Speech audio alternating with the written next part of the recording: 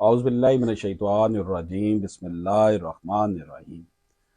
अस्सलाम वालेकुम नाज़रीन, अशरफ आज़मी एडवोकेट आपकी खिदमत में हाज़िर। लाखों करोड़ों दुरूद नबी पाक सल्लल्लाहु अलैहि वसल्लम की ज़ात मुबारक पर। नाज़रीन इकराम, सुप्रीम कोर्ट ऑफ पाकिस्तान की जजमेंट है अमानुल्लाह वर्सेस मोहम्मद शरीफ खान। ये सिविल अपील नंबर 179/2016 है। इसे 3 जस्टिस साहबान ने सुना, मोहम्मद अली मजहर साहब ने, जमाल खान मंदोखेल साहब ने, इजाजुल एहसन साहब ने।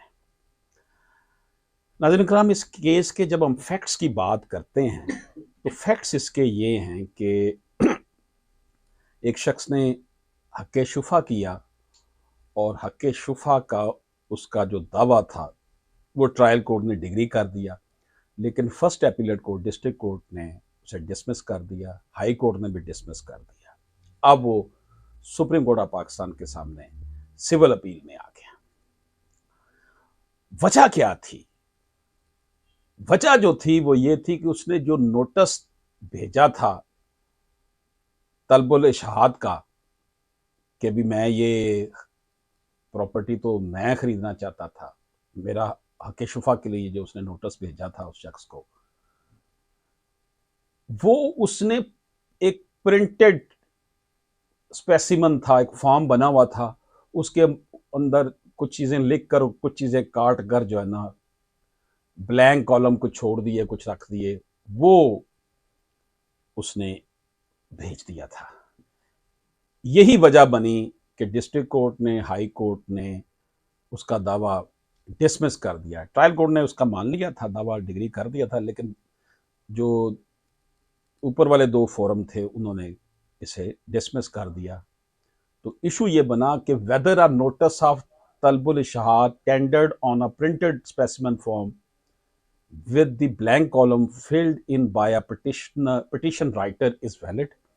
क्या पिटिशन लिखने वाले की जानब से तलबुल इशहाद का जो नोटिस है, क्या वो कोई प्रिंटेड उसका स्पेसिमन पे वो दे सकता है नोटिस, और जिसमें ब्लैंक कॉलम हो और जो उसने फिल किए और कुछ को छोड़ा हो?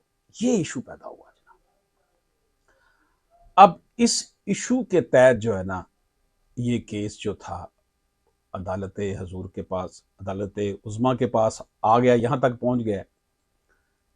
इस केस को बड़ी तफसील के साथ honourable supreme court of Pakistan ने देखा और इसमें मोहम्मद अली मजहर साहब ने इसका फैसला लिखा।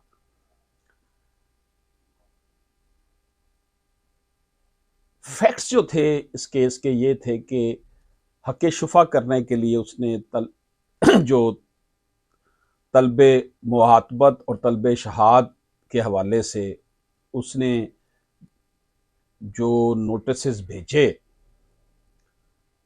वो उसने उस हवाले से एक दावा दायर किया डेरा इस्माइल खान में 2010 में, जो कि डिग्री हो गया। ट्रायल कोर्ट ने जजमेंट 28/2/2012 को कर दी उसके हक में।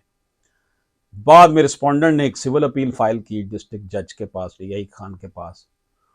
उन्होंने जनाब ना ये जो थी उसकी अपील मंजूर कर ली और जजमेंट और डिग्री मनसूख कर दी।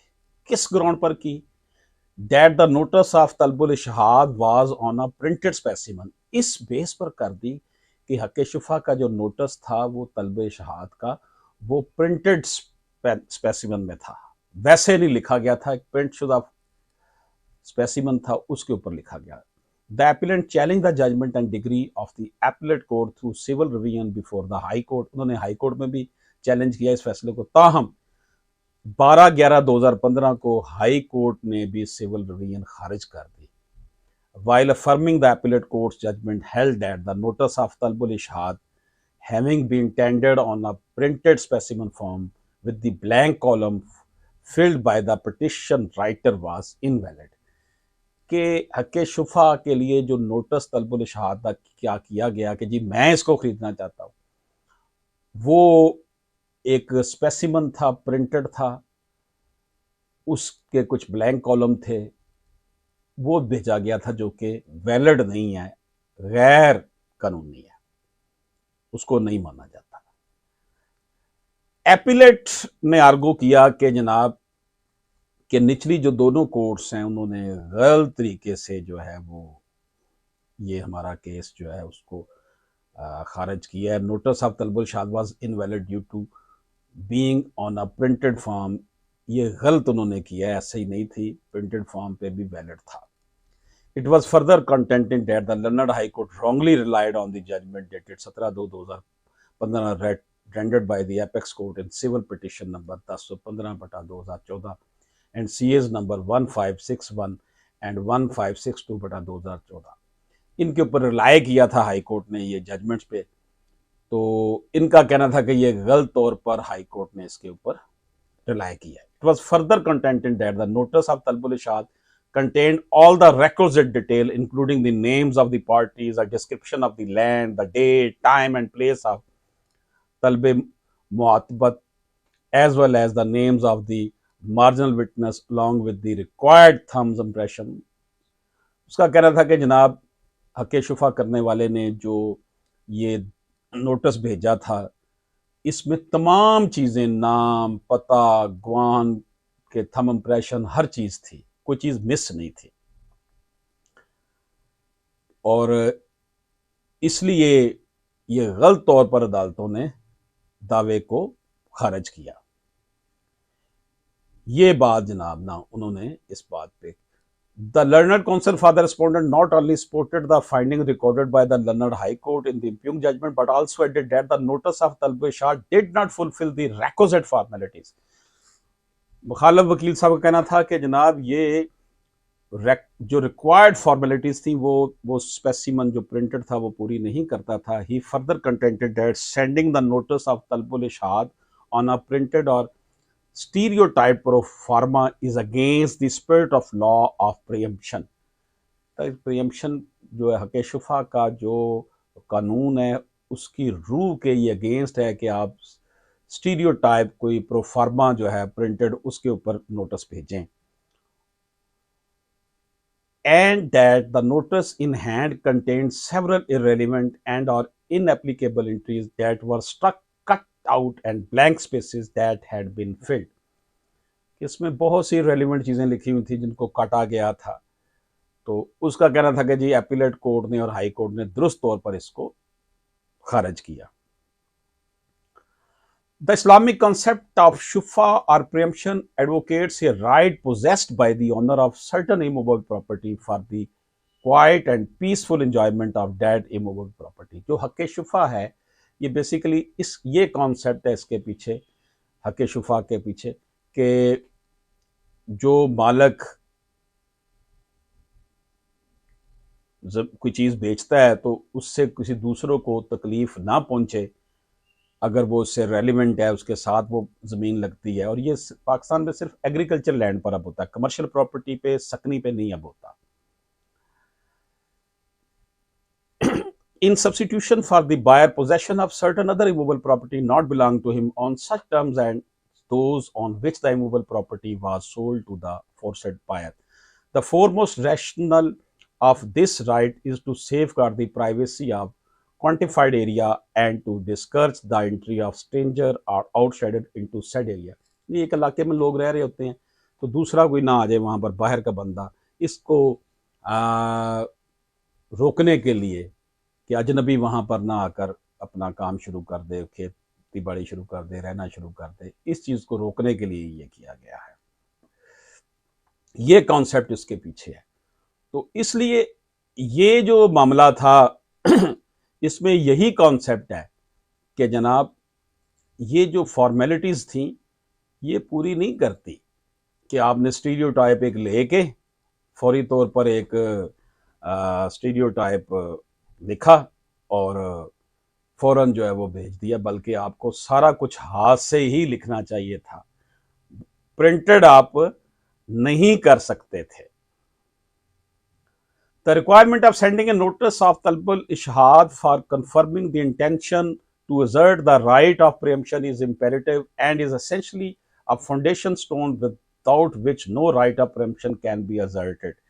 जो नोटिस भेजा जाता है तलबुल इशहाद का, ये इस बात की दलालत करता है, ये जाहिर करता है, ये नीयत जाहिर करता है कि ये हक़ शुफ़ा कर रहे हैं उस प्रॉपर्टी के ऊपर, और ये इसका बुनियादी सतून समझा जाता है नोटिस जो भेजा जाता है कि जनाब आप हक़ शुफ़ा का हक़ अपना इस्तेमाल कर रहे हैं। ताहम it commands a great deal of seriousness, attention and focuses.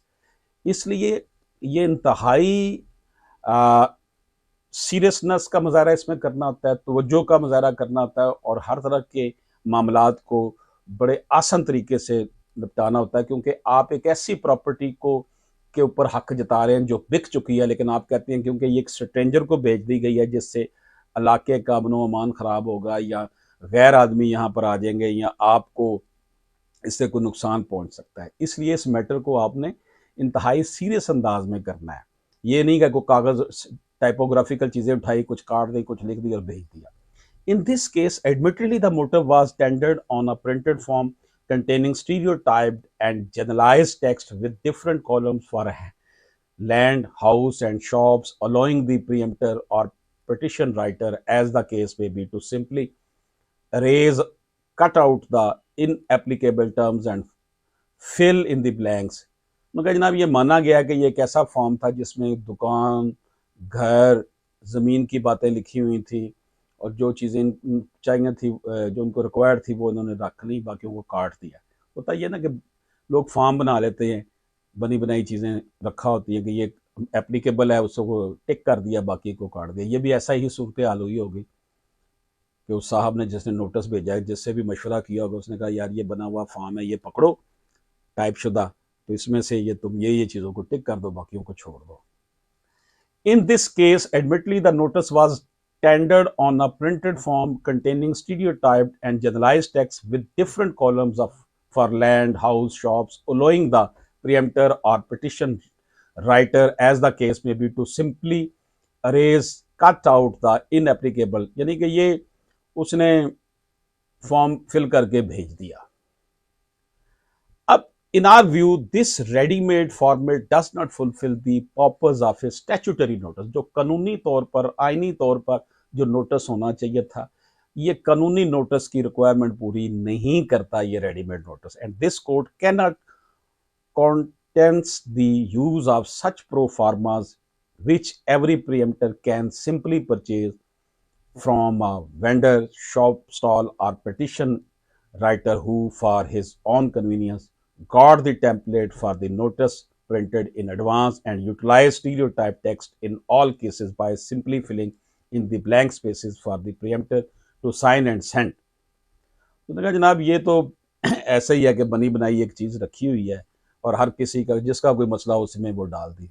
Such a notice does not provide any classification of the preemptory rights and fail to convey a confirmation of the intention to press the demand of preemption. का जनाब ये notice जो है ये जाहिर नहीं करता, वो तवज्जो नहीं दिलाता इस बात की तरफ कि ये हक़ शुफ़ा की नीयत है या नहीं है. The purpose of a notice under the law is to convey all the necessary particulars specifically and with the proper application of mind on a case to case basis. हर केस के case to case different requirements होती हैं कि जनाब इस notice में क्या लिखना है क्या नहीं लिखना, और ये इन्होंने स्टीरियोटाइप निकाल कर दे दिया. Such a notice does not provide any classification of the preemptory rights and fail to convey a confirmation of the intention. मगर जनाब ये साबित नहीं कर सका कि ये क्या चाहते हैं. The purpose of notice under the law is to convey all the necessary particulars specifically and with the proper application of mind. उसके ज़ेनी उसकी जो इंटेंशन है वो बतानी चाहिए थी जो इसमें नहीं बताई गई. Therefore, a notice on a printed pro forma cannot be considered a valid notice in accordance with the tenets and dictates of the law, decades of the law, and the same should be drafted specially and individually for each particular case on its own facts and circumstances. हर जो notice होगा हर case के हिसाब से मुख्तलिफ होगा और उसको लहदा draft किया जाएगा. The notice should not be a publish template.